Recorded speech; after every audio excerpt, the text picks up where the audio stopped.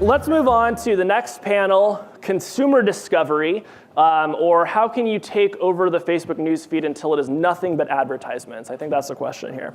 No, I'm just kidding. Let's bring up onto the stage now our moderator, Brian Blau, research director at Gartner. There he is. And his panel, Jory Des Jardins, co-founder and president of strategic alliances for BlogHer, Vince Sollitto, vice president of corporate communications and government relations for Yelp, and Will Young, director of Zappos San Francisco. Take it away, guys. Wow, thanks a lot. Thanks a lot for the great introduction. Hi, everybody. I'm Brian Blau. I'm research director at Gartner, and I want to say, first off, thanks to Julie. Great conference so far. Really happy to be here to talk about social discovery today. I think it's a topic that is really important. People talk about social discovery, they talk about social, but the topic itself of social discovery is not central. And I think sort of coming together today, a lot of industry leaders, a lot of practitioners, and the investors too, I think it's a lot of great information. First, I wanted to just introduce myself, talk a little bit about what I do, and then we're going to dive into the panel and the questions. So I work at Gartner in the Consumer Technology Group, and our main focus is to look at a broad array of consumer technologies from software to hardware. We report on it. The group that I work in is in, I was just telling these guys, in some 10 different countries, so we really have a global look. Consumer is a little bit new at Gartner. We've been doing it 2-3 years in earnest, and it's really fascinating to be sort of at the center of a social universe that's really exploding. Part of the technologies that I cover are consumer social networks, things like social analytics.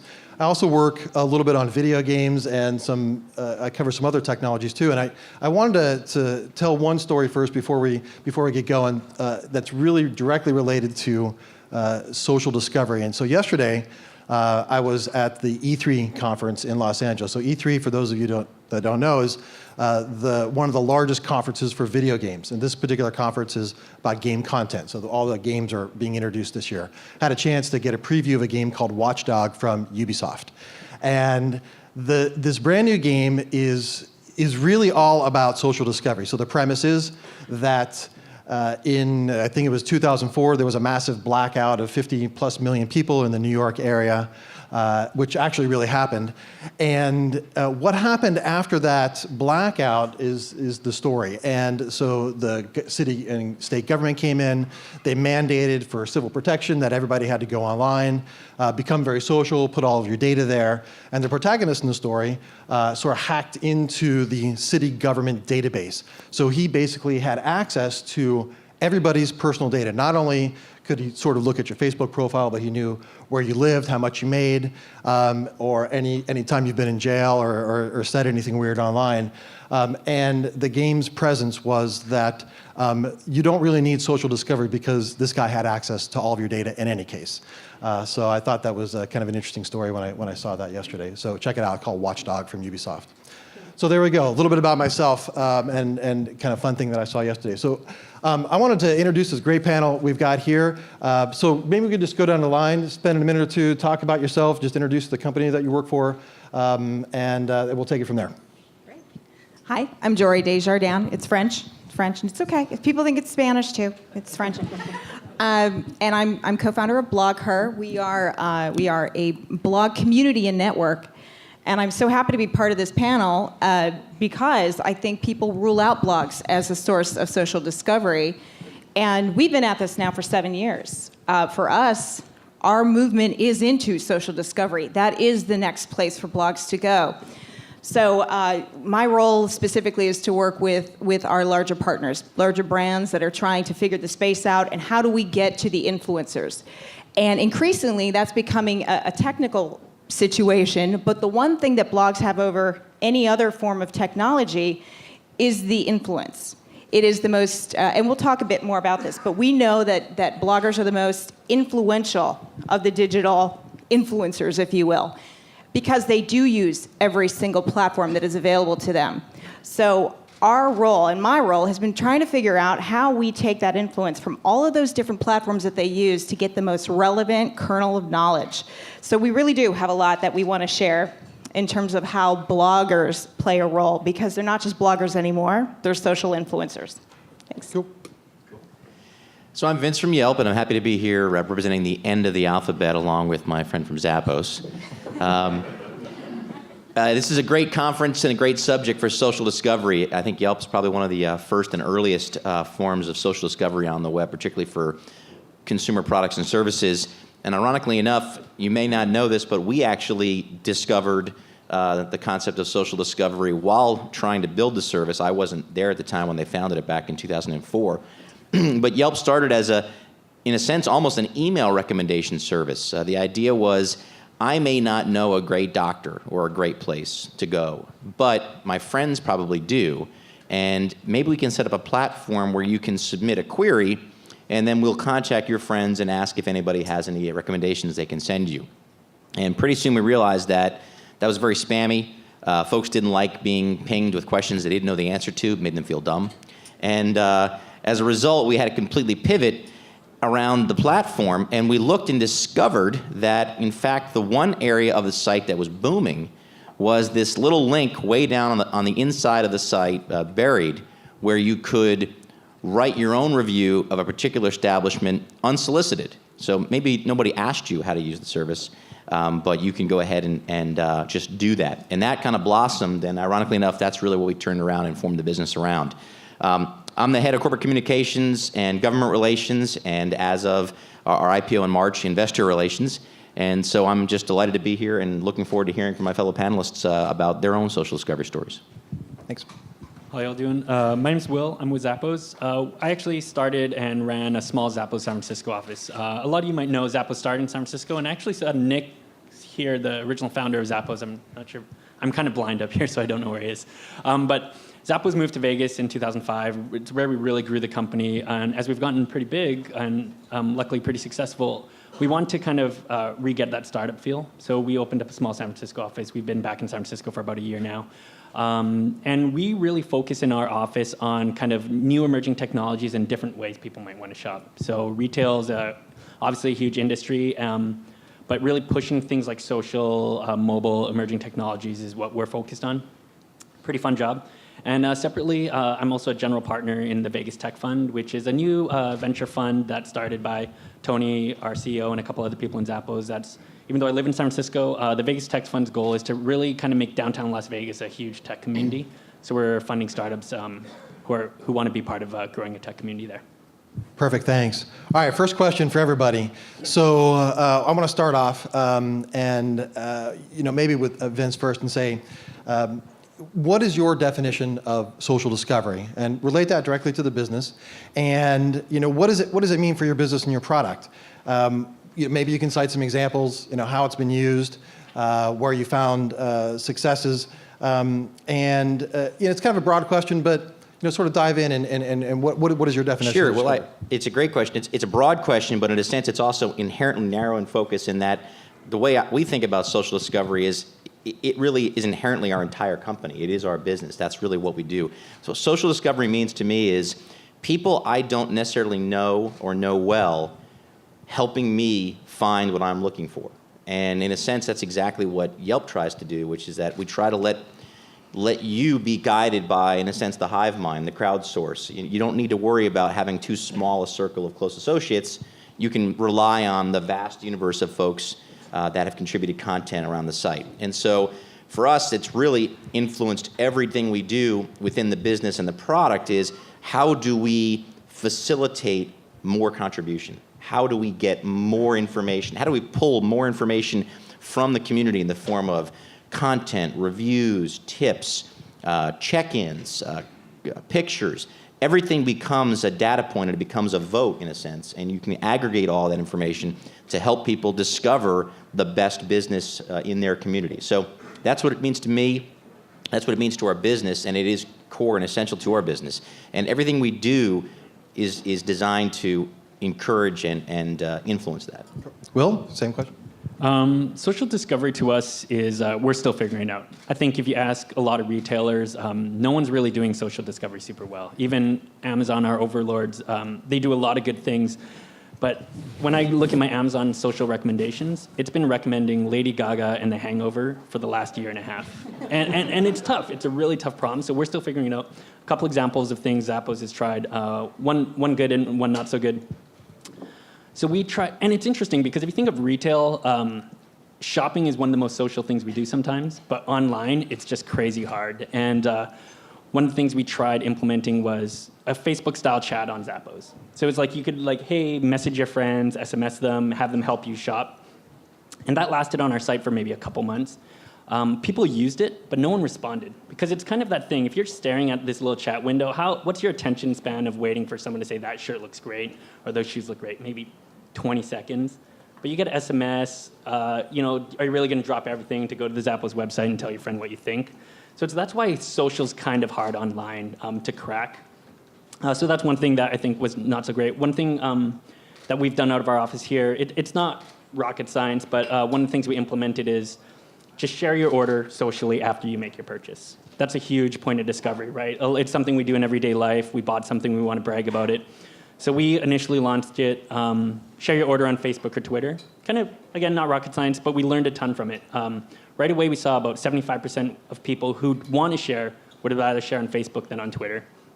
But in the aggregate, not a lot of people want to share their order, which is okay. We're not forcing anyone to. It seems like bragging a little bit. But then we launched Share Your Order on Pinterest. And kind of no surprise, but the day we launched it, more people wanted to share their order on Pinterest than Facebook and Twitter combined, like the first day we launched it. But then what's interesting thing about that is, again, our office is all about kind of learning from the data. What we saw is, although we have this huge volume of people sharing their orders on Pinterest, and I'm not saying Pinterest isn't great. I love Pinterest. I think it's fantastic, but it didn't really convert to sales. So I'll just throw out a couple concrete numbers. So people were 13 times more likely to pin their order than to tweet their order, and 8 times more likely to share their order on Facebook than to tweet their order. But from a sales perspective, tweets generated 4 times as much revenue as Pinterest and 2 times as much revenue as Facebook. So to throw actually a dollar amount on that, for every time someone tweeted an order, that actually generated about $33 in sales. So interesting, right? But it's such a small percentage of how people are sharing. Every time someone pinned their order, it was about 75 cents. So from an order of magnitude, that's huge. So that's actually what our office is kind of really focused on, because we don't really know how people want to do this stuff. So we're just trying stuff, learning, measuring.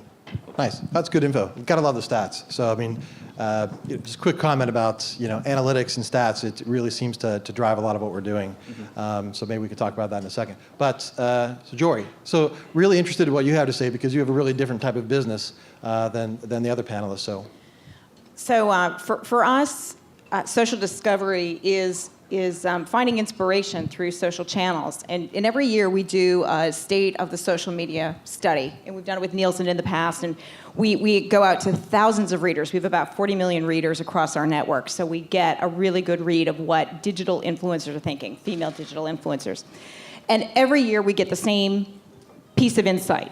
87%, the year before it was 80%, now it's 87%, have bought something based on the recommendation of another blogger, someone they read. We did another study where we asked them, who do you trust more, a magazine editor or no offense, a traditional media expert or a blogger? And 2 to 1, actually it was more like 2 to 0.75 said, I trust a blogger because of just that connection that they already have. So we know that there's this huge trust, this huge amount of trust that readers place in bloggers and in digital influencers. Now the question has been how to extrapolate that.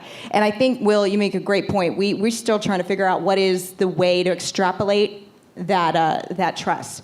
But for us, that's what social discovery is. It's taking that trust and using that as the key insight. And how do you bring that trust to the fore with technology? Well, certainly trust is a big issue these days, privacy issues and whatnot. And how do you trust your friends, your neighbors? How do you trust your influencers? It's a great point.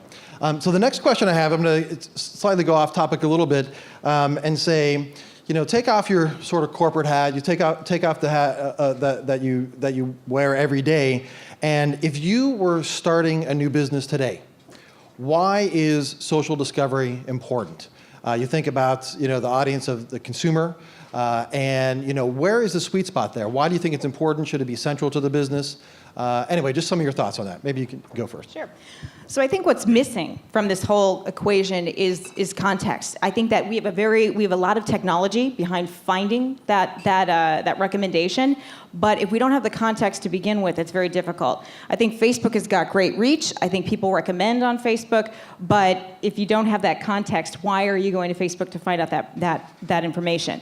We know, for example, that blogs are the number one place where people will take the advice, but not everyone's going to blogs. It's very difficult to extract that information. So if I had to develop a product, it would be all about providing technology around the context so that I get it when I need it, I get it from the most trusted sources, and then I can buy it. And that is something that I think Pinterest that's their next step. Yeah, I like that. So trust, context, get the information when you want it, where you want it. Will? Sorry, Brian, can you rephrase it? So the question is, if you were doing something new, say you're going to leave a job, and if you're going to go start something else, social discovery. Why is it important? Sort of in the context that how are you going to build a product, and what does it mean to a brand new product today? That's right. And so social discovery is important because I think it's actually pretty natural to how people think today. And I think, it's in the early days of e-commerce, and if I was to start a new retail company, like reviews are kind of commodities now and things like that. But really pushing social is how people naturally do it. I think Josh in the previous session is, just try and find things that people are naturally doing and make an amazing experience around that online. And I think there's a huge opportunity in social discovery space there. Excellent. When I would think about it is, I would look at it for both the input and the output. Including social discovery and the creation of a new product or service just immediately provides you with a wealth of data and information which you can aggregate. I mean, the concept of big data is obviously very important nowadays. But if you add in the social discovery to the input of your service, you're just getting so much more information that you can then share, and then frankly the distribution channel of social discovery to push your product out there and let folks embrace it, change it, make it better, and comment on it, provide feedback. I just think it's a virtuous cycle and a very helpful loop. Just a quick reminder, any questions, tweet them to #GlimpsConf. So we'll take those in a few seconds. So next question. What's the problem with social discovery today? So we have a lot of technology. We're all connected on Facebook, Twitter, LinkedIn. But social discovery, there seems to be issues. Maybe Facebook is holding the data hostage. Maybe that people are not trusting enough, as you said. So where do you guys see the core issues around social discovery? And don't be afraid to sort of call out those sort of companies or technologies where you see that there's real issues. Maybe Jory, you want to go first? Well, I think my perfect technology would be a mashup between Pinterest and Pandora, where there's an algorithm that gets smarter. Right now, there are plenty of algorithms, and I'm always referred to, oh, you bought this, you must like this. No, actually, I don't. So now what? I'm kind of lost. But I need to have a trusted, there's got to be something that will help extrapolate, again, what it is that I'm saying I want, and then making sense of that, and then doing better the next time. And I think we're getting there. I think that's where it's going, but we're not quite there. Not quite there yet. Vince? I'll take a slightly different angle on the problem or challenge of social discovery. For us, particularly at Yelp, the biggest challenge of social discovery is attempts to sway, skew, manipulate, and game it to produce, frankly, artificial results or to mislead. Obviously, as social discovery becomes probably the number one way that consumers discover the next product or service that they want, there's a huge vested interest and incentive in folks that manufacture, produce, or serve that service or product to influence and sway people in their opinions. And so we face on a daily basis, massive attempts to game the system through the use of fake or shill reviews, or folks trying to spam and write tons of reviews, purchase reviews. There's ads on Craigslist all the time about people wanting to buy 50 to 100 reviews, whole mills in India set up for that kind of stuff. So for us, it's keeping social discovery pure and clean so that consumers can benefit from it without being misled by efforts to game it. It's interesting. I often find that people say one thing online but do something different in real life. So maybe there's a coming together of those two things to make it more honest. Right.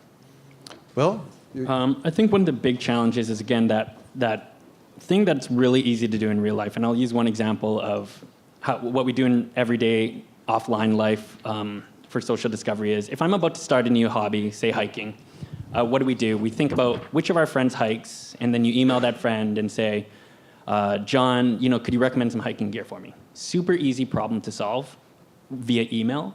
But if you think about an online retailer like Zappos trying to solve that problem, it's actually crazy hard now, because you need your friends to be customers on Zappos, and you need to know a lot about your friends. And anything you do there is actually right. And this is why I think retailers haven't cracked social shopping yet, because anything we try and do as retailers so far is harder than just emailing the friend you already know and asking advice. So I think that's when, our friends at Lululemon over there, we've been talking about this nonstop over the last couple of days, just how do we make that frictionless and solve that problem is a big challenge. Hey, so I'm going to take a Twitter question here. I think it's really interesting. What, from the consumer standpoint, from the individual standpoint, what do they want to get out of social discovery? So here we are, we're talking from our business and business goals and things like that. Take off those hats and put on, your home hat and say, what is it that consumers really want out of social discovery, and where do they see the value in it? So Vince? I think a couple of things. One, I think they want to find the best thing for them. Obviously, they're trying to rely on the group to help point them towards what's seen as the best. I think they also might be trying to find out, what is everybody else buying and why? What am I missing out on? Is there something I'm not aware of? New fads and trends. So I think it's that. It's both popularity and also perfection. Jory? I don't have much of a different answer. I think that we want to know who are the trusted sources too, and I think that's something that's also missing from the experience now. Is that's great when I go to Amazon and I see these wonderful reviews, but we can ask people to review something for us and say, hey, please post a good review for me, whether or not they actually mean it. So you want to get the most trusted, and I think that it's a combination actually of kind of what we've been able to build in the blogosphere, coupled with the technology of recommendation. So here's an interesting question for everybody. We're going to take a crack at this. Out of all the things we talked about today, when you think about social discovery, if you were talking to any individual here, what's like the one takeaway piece of advice that you would give them about social discovery, about how they should implement it, or your one key factor that you say, if you're not going to do anything else with regard to social discovery, do this? Will? I think the one takeaway I would do is actually, it's not a concrete one, but from an organizational standpoint, you actually have to have a dedicated team on it. And I think social discovery is so hard, and there's so much to learn in it. You can't do it in skunk work projects. You can't do it in 10% time. It needs dedicated teams. Like, again, Lululemon has innovation teams. It's what we try and do in San Francisco, and we've been working on it for a little over a year, and we're still trying to figure stuff out. So I think if you're serious about it, you need to go all in and really dedicate people to it. Go on. Go big or go home. Yeah. Right. Vince? I think a few things. First of all, never underestimate just how much people want to share virtually everything and anything, and give them as many opportunities to do that. I've always been kind of curious about the fad of checking in, and yet I find that folks that check in at particular places of interest also become the most prolific contributors of all other content. And so while the check-in itself might be somewhat meaningless, maybe on a site like ours, that check-in then drives, photo uploads, tips and information being provided. There's a very, very engaged core of user that really shares, and you need to capture that, because that is actually a very small percentage. Folks talk in business about the 80-20 rule, or even the 90-10 rule as far as readers and contributors. We're finding online that it's really much more of the 99-1 rule, where maybe 90% are pure readers, but only 1% really are the massive high-intensity content contributors. And if the numbers are large enough, 1% is still a huge number, which is great, but you need to make sure that you capture that 1% core that wants to give you all this information to share, and give them as many opportunities to do so as possible. So maybe there's a real problem there. I mean, so social is all about sharing, but what you're saying is they're not sharing. Well, I think you're sharing in different levels, different amounts, in different ways, and you need to. I guess basically what I was saying too is if you provide more and more opportunities for people to share, you'll be shocked at how many will. And so just recently, we had a feature where we have quick tips that people can write when they're checking in someplace, but we found that maybe half of those tips were folks wanting to comment and engage with the person checking in and just have more social discovery interaction rather than pure recommendations. And so now we've introduced what we call check-in comments, where you can let people engage and talk and discover purely around the fact that you've checked in somewhere rather than write a comment about that place. And as a result, we're seeing both increase. Jory? So we stumbled on the answer. We were founded in 2005. It was about blogging and building community, and you never wanted to muss up the blog with recommending products or working with brands. And that's been a relationship we've kind of layered in over time, and it took a long time to kind of get that right. But what we discovered was, as long as we had the community, the trust factor was there, the credibility was there. So I think there's a lot of building and there's a lot of technology which we are absolutely needing to back into, and so it's absolutely necessary. But without establishing the credibility of the sources, you're kind of screwed. You have people recommending, you have people providing review, but there's no sense of trust behind that. So we actually ran a series of tests across blogs where they're starting to recommend products. Now this was something that it took us years before we felt comfortable doing this. But in every single test that we have run, the sales have gone up or have been greater than a non-blog source, and that's simply because of community and the trust differential. Every time we tried to do this across just a regular source, we've always performed better because of the relationship of the community. So just to back that into something that's actionable, I think you have to worry about that community layer before you worry about the tech layer. Very interesting. I think we have time for another couple questions. So this came from Twitter, I think. So is there going to be any kind of new medium for social discovery? So right now we're talking about sharing of mainly text type information. Talked about sharing a product when you purchase it or when you visit a restaurant. You're talking about things that are popular in the community. Is there other sort of technology mediums that are important for discovery? The previous panel sort of bashed a little bit on photo sharing. What about video? Is there a promise for social sharing and video in the future? I definitely think from a medium, there's some amazing, again, going back to the retail space, some amazing style apps like Pose that are doing things like just upload what you're wearing and, huge communities around that. And I think retailers are trying to figure out, I think in the earlier days, retailers are like, well, we look at Pose, we're just going to build that ourselves. And I think retailers are realizing it just doesn't make sense. No one wants to use a Zappos Pose or an Amazon Pose. So I think retailers are really trying to think of like, how do we now seamlessly integrate into a Pose or into one of these even Snap ads or any of these experiences. So I think that's a bigger channel. Jory, any comments on video for? Well, I think that no matter what, we have to deal with video because even in the blogosphere, it's becoming, most of these bloggers at least have dabbled in video and prefer video and get a great majority of their traffic via video. Just by the way, our greatest referrer is Pinterest. Used to be Google, then of course it was Twitter, now it's Pinterest across all of the blogs. No kidding, we're a women's network. But that said, there's got to be a visual component. So I think video plays in. The challenge, though, is extrapolating, once again, the best, what you need from video, because it does take time to review video. We've been playing with it.